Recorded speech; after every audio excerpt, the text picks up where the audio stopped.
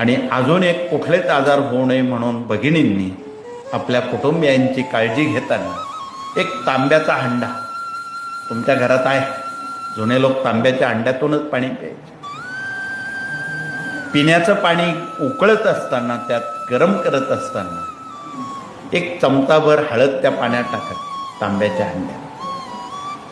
तुम्हाला प्यायला जेवढं दिवसभर पाणी लागतं तेवढं उकळत असताना त्यात एक सोन्याची अंगठी उकळेपर्यंत ठेवावी, नंतर ती काढून घ्या.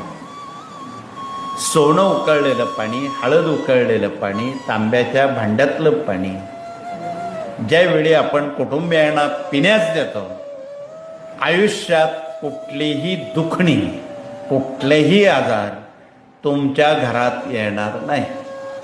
त्याला काही लागत नाही. तांब्याचा अंडा घरात आहे, हळद आहे. आणि भारतीय भगिनी तशा मनानं एवढ्या